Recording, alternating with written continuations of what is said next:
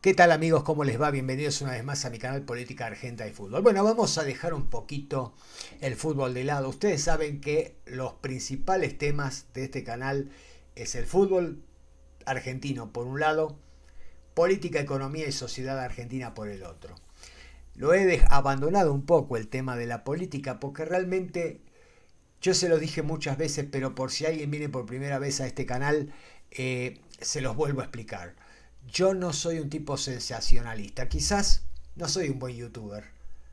Porque quizás el sensacionalista tiene vistas, tiene suscriptores. Pero juren que ustedes van a entrar a este canal y nunca van a ver una miniatura mentirosa para atrapar la, el interés de ustedes para que vean un falso video, como veo muchas veces.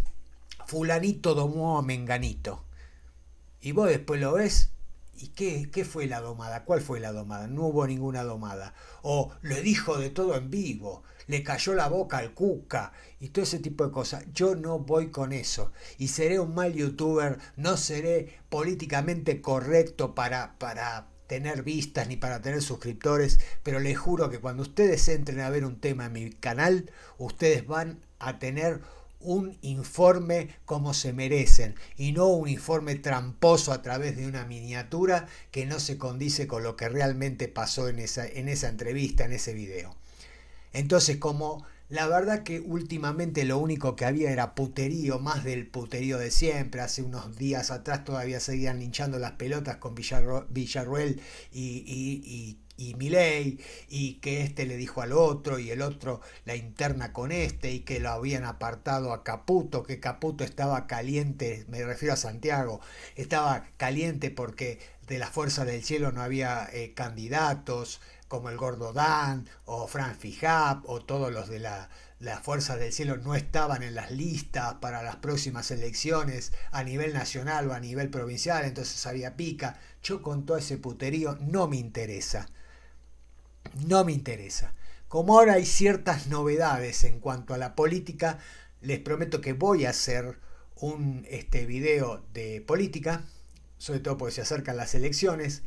Voy a hacer un video de sociedad, porque este canal es política, economía y sociedad argentina, y por el otro lado el fútbol.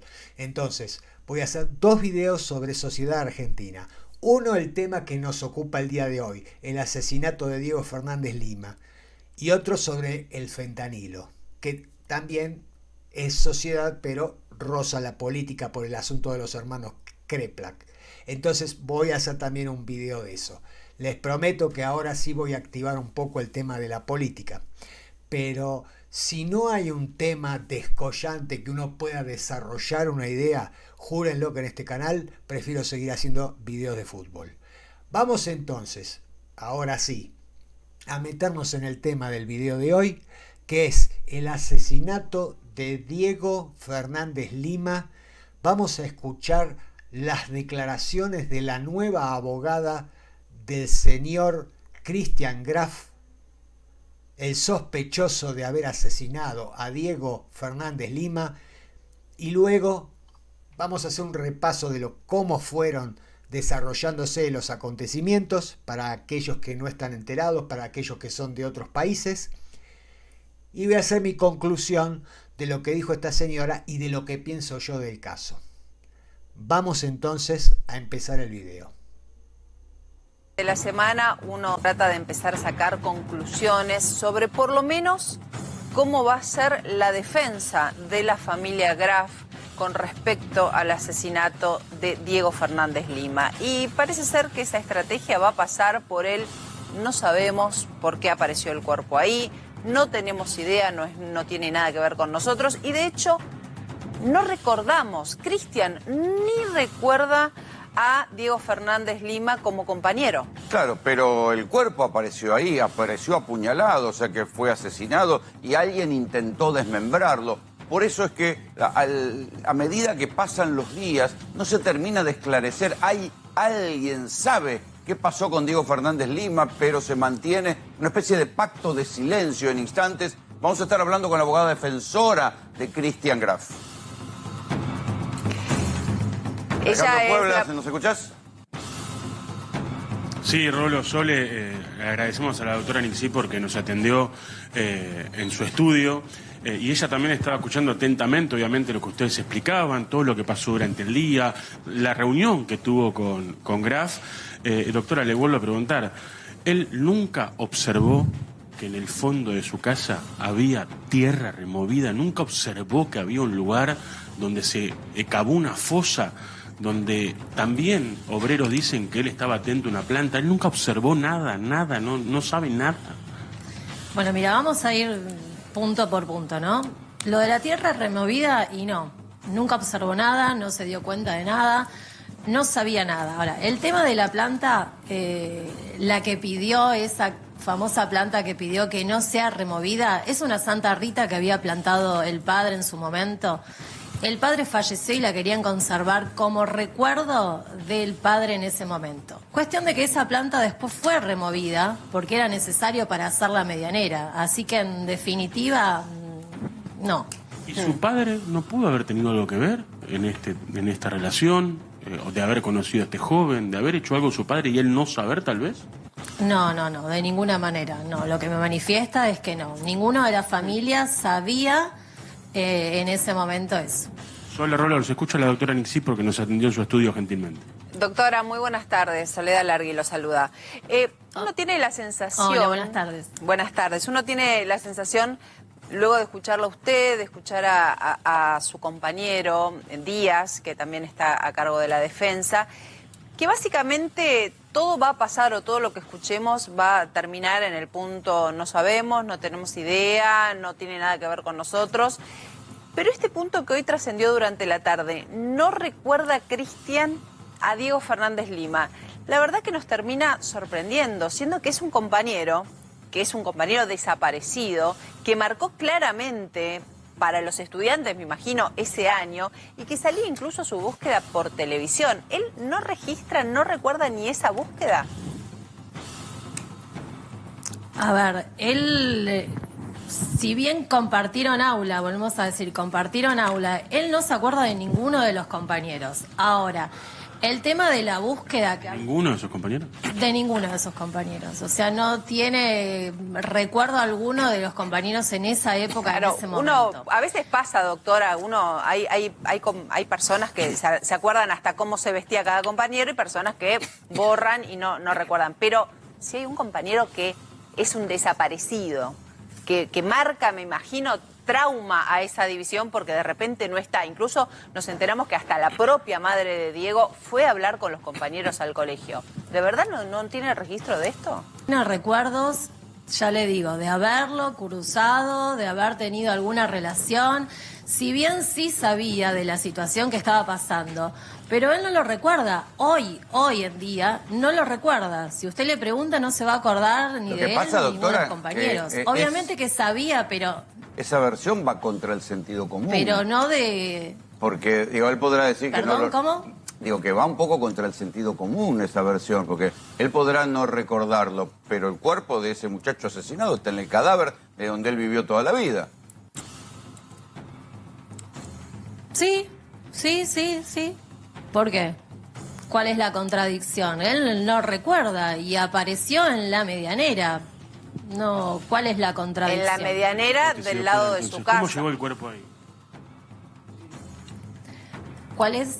¿Cómo llegó el cuerpo ahí? ¿Cuál es su hipótesis o qué cuenta él? ¿Cómo llegó el cuerpo ahí? La hipótesis es que o pudo haber llegado por la calle lateral, recordemos que la superficie del terreno de al lado es una superficie en T y que tranquilamente podían haber ingresado por la calle lateral. Le preguntaba... Esa es nuestra hipótesis. Le preguntaba, o sea, le acotaba en realidad, usted dice apareció en la medianera, pero bueno, a ver, se cavó un pozo del otro lado de la medianera, pero lo que se desmorona desde el terreno de su defendido. Eso está claro desde el día 1.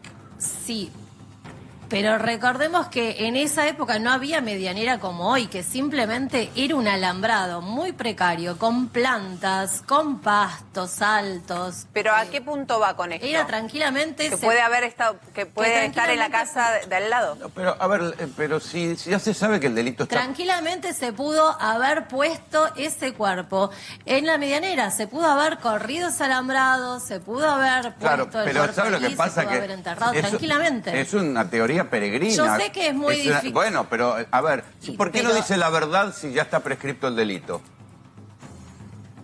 Es que qué verdad si esa es la verdad que él está diciendo, que él no... Es que parece recuerda una la mentira, situación, doctora, que él no es una verdad. inocente.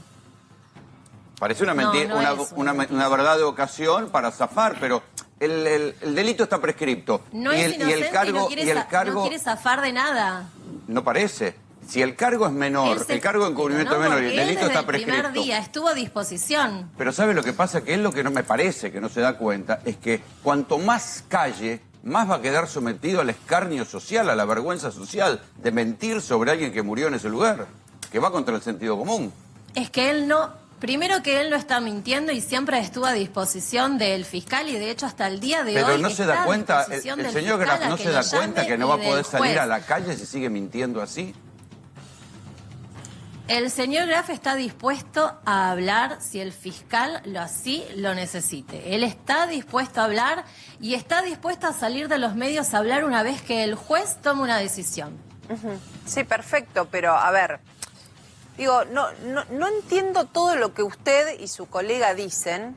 No me cierra si pienso en un Christian Graf que el día que encuentran el cuerpo no sale a la vereda y dice, esto no es mío, esto no está en mi terreno, esto está al lado, esto no... No, él dijo muy tranquilamente, no, sí, puede ser, porque un día que pedí un camión de tierra me vino con un cuerpo.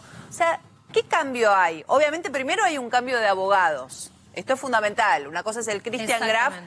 Sí, está bien, pero entonces lo que usted está asumiendo es que esto es una estrategia defensiva y no la verdad.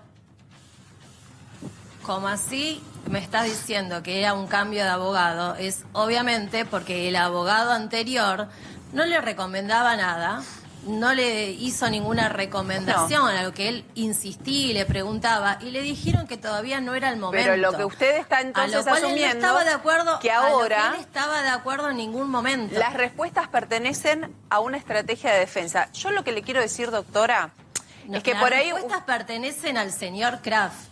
Bueno, lo que el señor Kraft respondió en ese momento fue que en su casa habían hecho una iglesia y que un camión de tierra y que una pavada, no me acuerdo, un establo y que podía ser un caballo. En ningún momento dijo lo que usted está diciendo ahora, esto es una medianera, no es el cuerpo de acá.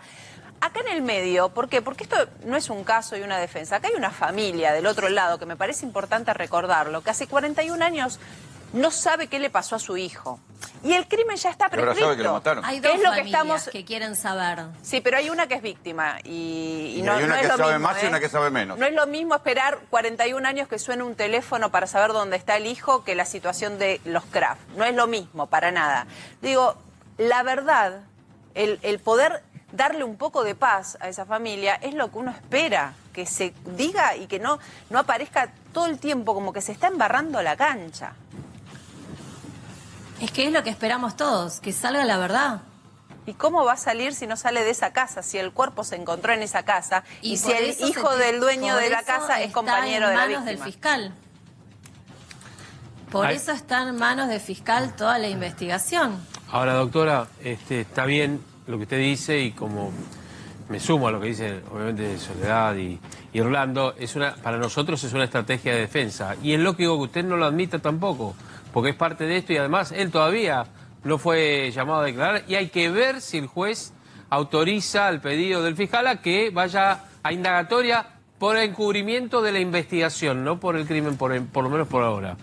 De hecho, la causa está prescrita. Ahora, Bueno, se sabe, por los planos de la casa, que es verdad, en el límite entre una casa y la otra, entre lo que es hoy la obra y la de los Graf, se fue corriendo, le fue ganando terreno la otra casa, la de los Graf.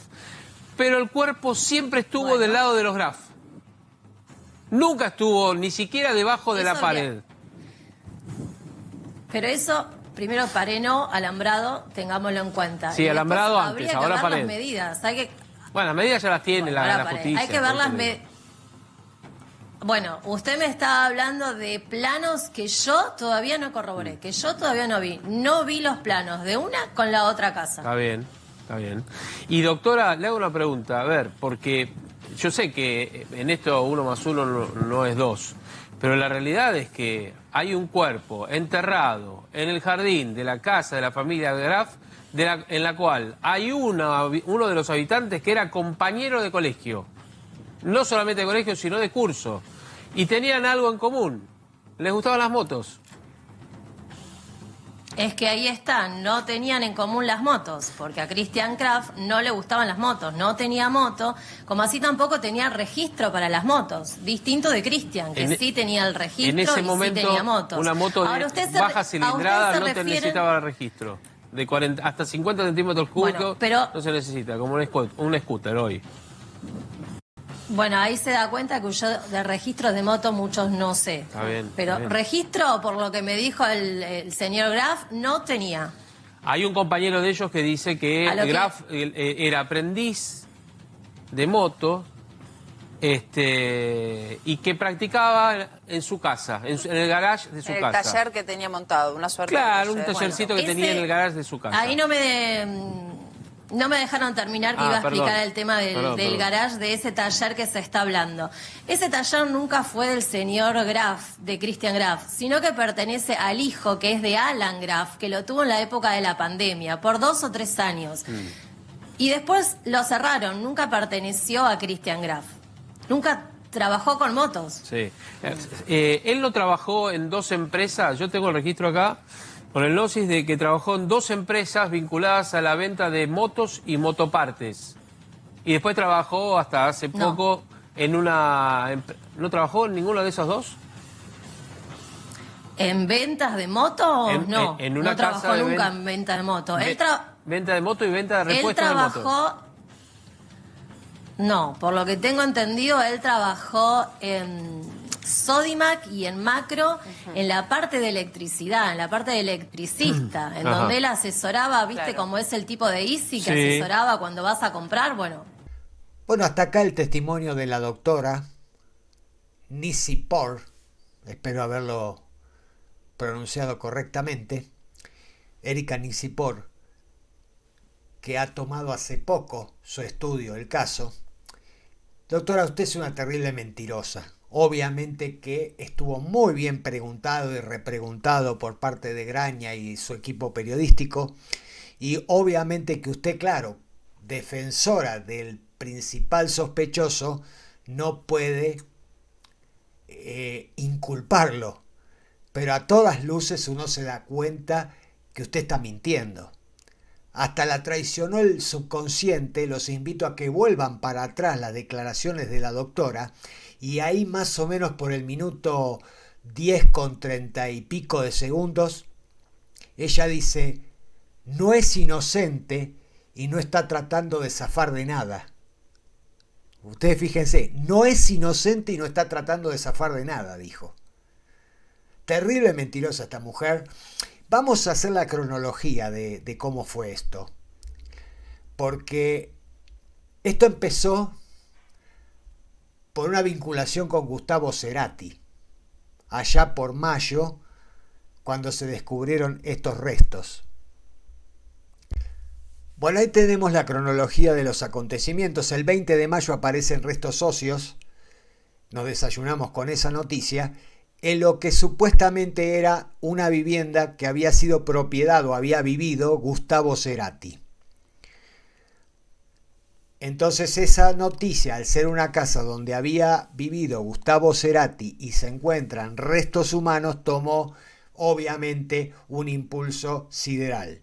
Luego se supo que en realidad los restos óseos aparecieron en la medianera, pero del lado de la familia de Christian Graf, no del lado donde era la casa de Gustavo Cerati. ¿Por qué aparecen esos restos? Porque la casa donde vivió Cerati es demolida para hacer un edificio de departamentos y entonces ahí, cuando se excava en la medianera, es cuando aparecen los restos de esta persona. Hasta ese momento lo único que se sabía es que habían aparecido restos óseos. Se da intervención a la policía, viene el juzgado, se lleva los restos, los analiza, determinan que era de una persona entre 15 o 16 y 20 años, que con el correr de los días se supo que más o menos la desaparición consistía en la década del 80. Muy buena investigación de la Fiscalía, porque lo establecieron a través de un reloj Casio que también apareció en la fosa donde estaban los huesos, y por ese reloj Casio se estableció que la persona que estaba enterrada ahí estaba enterrada desde la década del 80. Entonces ahí se supo que en primer lugar no era del lado de la casa de Gustavo Cerati, y en segundo lugar Gustavo Cerati ni siquiera había sido contemporáneo de esa muerte, porque Gustavo Cerati 1 o 2 décadas después habitó esa casa. Establecido esto, la Fiscalía empezó una investigación muy correcta. Realmente, ustedes imagínense un cadáver que aparece 41 años después. En ese momento todavía no lo sabíamos, pero aparece 41 años después. Realmente yo, si fuera investigador, no sabría de dónde agarrarme. Sin embargo, fue un trabajo excepcional de la Fiscalía, que establece primero que la muerte fue de la década del 80 por ese reloj, y cuando empiezan a aparecer otras cosas del cadáver, por ejemplo, una corbata azul, una moneda yen, que la tenía este muchacho como colgante, un llavero, una hebilla de cinturón, entonces se empieza a establecer, como les digo, que es una persona de entre 18 y 20 años, que había sido asesinado porque una de las costillas tenía un puntazo. Se pudo establecer que tenía un puntazo de cuchillo, una de las costillas. Por lo tanto, había sido asesinado y enterrado a unos 60 centímetros de la superficie. Luego, posteriormente, se presenta un sobrino de Diego Fernández Lima y dice que en la década del 80 había desaparecido su tío, Diego Fernández Lima, así que él presumía que podía llegar a ser de él el cadáver que habían encontrado. Entonces se le toma un ADN a la madre de Diego Fernández Lima, que todavía está viva, y coincide en un 99% el ADN. Así que efectivamente el cadáver era de Diego Fernández Lima. Posteriormente se presenta en el juzgado un compañero del occiso que dice que en esa casa donde aparece el cuerpo habitaba la familia de un compañero de Diego. Y así es como se establece el vínculo que había entre Diego y Christian Graf, que es el hijo de los propietarios de la casa. Y acá viene lo interesante del caso y cómo se deben rever ciertas cosas de la justicia argentina. Si se presentara Christian Graf diciendo: sí, yo maté a Diego Fernández Lima, la justicia está atada de manos porque el crimen prescribió. Yo la verdad que esa parte no la entiendo. ¿Cómo puede una persona quedar impune de un crimen porque un crimen prescribe? Eso se debería corregir en un nuevo código, porque realmente no se puede. Un tipo que asesinó a alguien no puede quedar impune, pasen los años que pasen. Debería poderse juzgar a esa persona por ese delito, porque después de todo el delito lo hizo. Ahora, vamos a qué puede haber pasado. Ese día le dice Diego a su madre que se va a la casa de un amigo. Lo encuentra alguien que no recuerdo si era compañero de escuela o del club excursionistas, porque él jugaba al fútbol en las divisiones inferiores de excursionistas, y lo saluda desde lejos, Gallego, qué sé yo, le decían Gaita, Gallego, lo saluda y siguen. Y ahí le pierden el rastro. Esa fue la última vez que lo vieron. Acuérdense que en el año 84 no había tantas cámaras, no había cámaras de la ciudad, no había cámaras en las casas, todavía se vivía en cierto modo en paz y armonía, entonces no se necesitaban tantas cámaras en las casas, entonces se le pierde el rastro a Diego.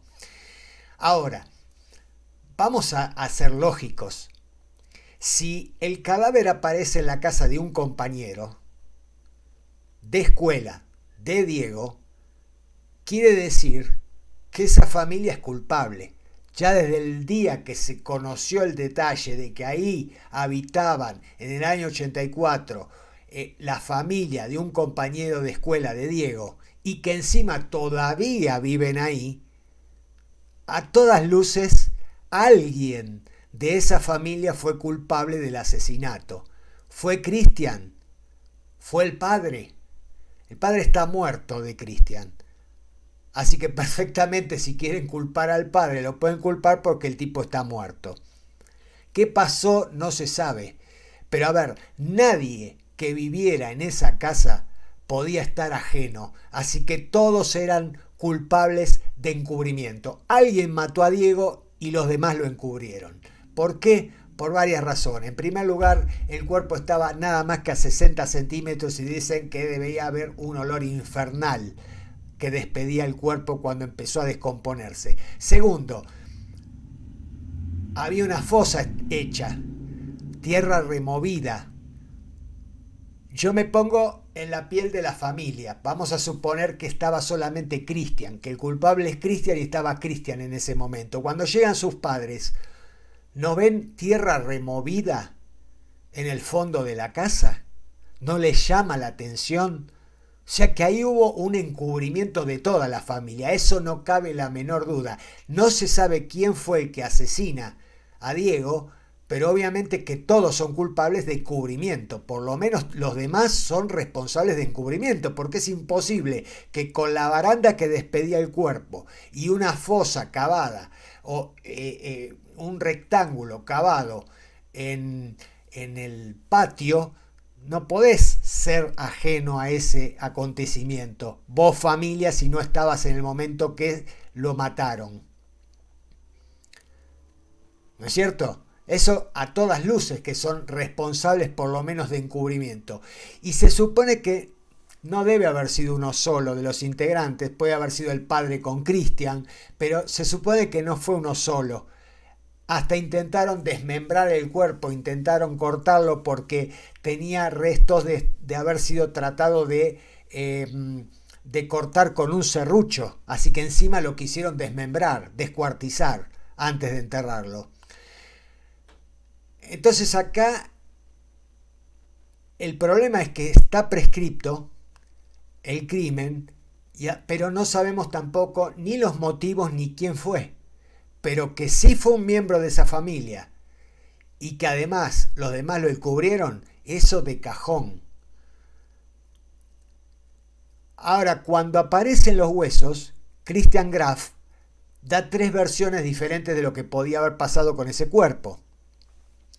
Que ahí en el terreno donde era la casa de él o de Cerati había un convento, que podía haber sido un sacerdote enterrado. Después dijo que cuando nivelaron el terreno para poner la pileta de natación se trajo tierra de afuera, que podía haber venido el cuerpo en la tierra. Ya eso quedó totalmente descartado, es inverosímil porque la tierra no se trae cualquier tierra de cualquier lugar, esa tierra está analizada, esa tierra está verificada, no se pueden encontrar restos humanos en la tierra que te traen los camiones para nivelar el piso.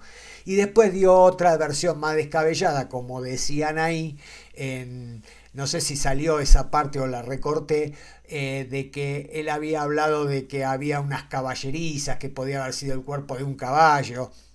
Todas versiones, una peor y más estúpida que la otra. Así que en esa situación estamos en el momento.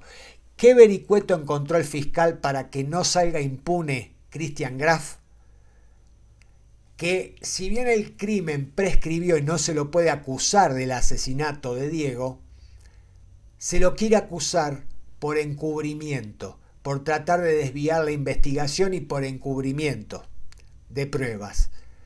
Es una estrategia bastante interesante, ojalá prospere, porque hay abogados que dicen que eso tampoco podría proceder, pero en esa posición estamos en este momento. Vamos a seguir atentamente el caso para ver en qué queda finalmente. Primero el juez tiene que autorizar lo que está pidiendo el fiscal, que es justamente procesar a Christian Graf por encubrimiento. La verdad que es un caso muy escabroso.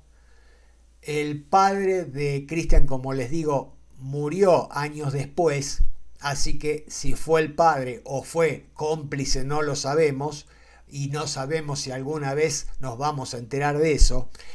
Y lo dramático de esto es que también murió el padre de Diego, y siempre pensó que había sido secuestrado por una secta de esas que en esa época era muy común. Ya habíamos terminado el tema de la dictadura, así que eso quedaba totalmente descartado de una desaparición de la dictadura. Él pensaba que una secta que robaba los órganos lo había secuestrado. Y el padre, que hizo una tarea de inteligencia por el barrio, pegando fotos de su hijo, hablando con gente en las paradas de colectivo, en la estación del tren y demás, murió justamente un día que estaba haciendo esa tarea de recorrer el barrio, preguntando, indagando y entregando fotos del hijo. Murió atropellado lamentablemente por un camión. Así que fue doble la tragedia, porque a la desaparición del hijo, esa madre se quedó sin el hijo y al tiempo se quedó sin su marido. Fíjense ustedes cómo fueron derivando en otras cosas más graves todavía la situación de la desaparición de Diego. Así que bueno, vamos a ver qué es lo que pasa. Vamos a ver si prospera el pedido del fiscal. Es un caso escabroso, horripilante. Yo no entiendo cómo una persona puede vivir 41 años con un cadáver en el fondo de su patio y que encima era de un compañero. Obviamente son culpables, eso no hay ninguna duda, esto ya no es una especulación, porque no hay forma de que vos no sepas que ahí se removió la tierra y algo pasó. Y después dice que un cadáver puesto sobre la tierra y tapado y a 60 centímetros del piso, es imposible que no emanara olores desagradables cuando empezó su descomposición. Vamos a ver en qué queda este caso, vamos a seguirlo. Cuando haya novedades de importancia vamos a volver a hacer un video sobre el mismo y esperemos que primero se establezca la verdad, porque la familia de Diego merece saber la verdad. Como detalle de color, y por último les voy a decir que su madre todos los días se asomaba al balcón esperando que su hijo regresara y que nunca cambió el teléfono de línea por si alguien o Diego en algún momento la llamaba. Durante 41 años su madre lo esperó y ni siquiera cambió el número de teléfono por si la llamaban. Así que así está la situación del caso, y en cuanto tengamos novedades vamos a seguir con este caso que realmente es espeluznante, dramático y que es digno de una película. Es prácticamente el libreto de una película de policial. Bien amigos, hasta acá el tema del video, espero que les haya gustado. No se olviden de suscribirse, me ayudan un montón con la suscripción, de darle like al video, compartir y comentarlo. Chao, hasta la próxima.